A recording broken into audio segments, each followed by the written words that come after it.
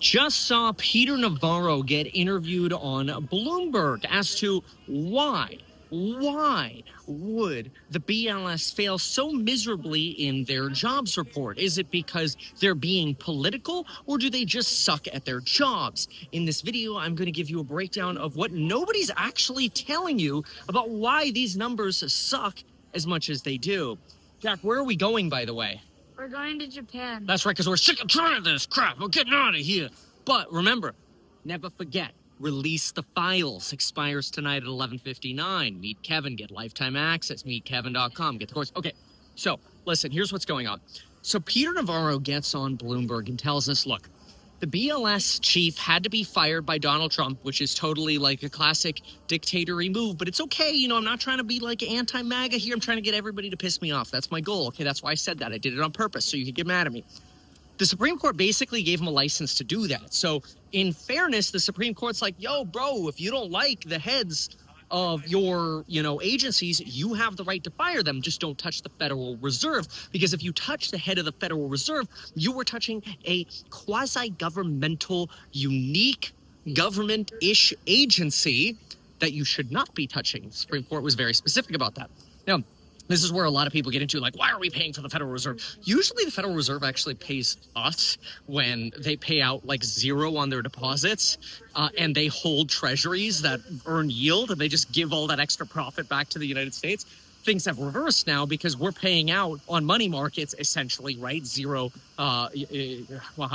risk money markets at 4.5%. We're paying out way more than you might earn on certain treasuries, which might only be yielding like 3.9 on a 2-year, right? So that's where the Fed loses money.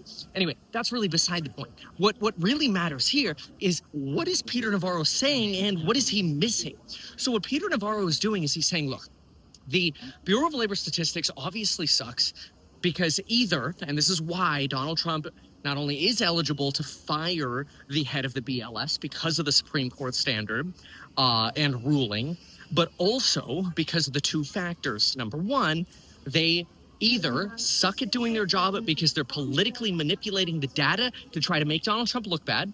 Donald Trump prefers that argument. Or number two, they are just incompetent and fail at collecting data. So why do you need more context to this? Because obviously politically, that's a very easy thing to say. Oh, this is either designed to be political or these people just suck. Okay, well, what if it's neither of those? Is that possible? Yes, it actually is. The reason it's possible is the following. When the Bureau of Labor Statistics releases labor reports, they generally release job reports on the first Friday of a month. In this case, it was literally August 1st, which means they are really only reporting, realistically, data that they've collected for the first 3 weeks of July. And the reality is Americans are really bad at turning in these labor surveys or picking up the phone to answer the phone calls from the surveyors who conduct surveys on either employers via the payroll survey, the establishment survey, or the household survey where they call people at their homes, right? Problem is, when that rate plummets to like a 30% response rate, you get really big holes in the data. And 6 weeks later, when people call you and go, oh, hey, yeah, I know you reached out for information about what happened in June. Sorry, I got busy in life and I didn't get back to you for, 6 extra weeks. Here's what actually happened at our business, or here's how many jobs I have. Then they have the concrete data that finally trickled in, and they're like, oh, all right. Then you have your first set of revisions. But then you still don't have a 100% response rate. So you use new data that comes in over time, as well as making revisions every quarter for that black hole of data you have to try to understand, oh, okay, what's actually going on in the labor market? Guess how many people who get deported answer the phone call from the Bureau of Labor Statistics? Like zero. So all of these things have to get filled in with adjustments. And these adjustments are really hard. Now, look, I'm not here to shill for the Bureau of Labor Statistics, but let's just make this, like, hands down, as simple as possible.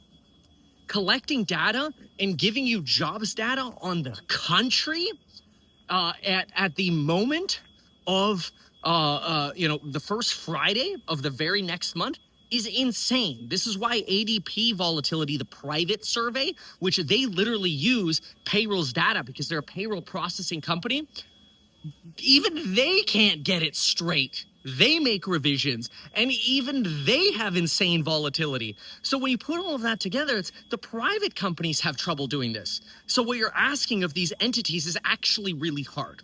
But nobody gives a flying hootie about any of that. All people care about is Democrats are going to go, see, it's MAGA policies. Back at it again. Dude, these planes are so sick coming in. They're so big. Man, I love the two-story. I love the big peepees. Hey, yo. I guess it's not technically a private plane. Anyway, so Lauren's getting anxious. She's got that anxious look. We should get going. Let's get going.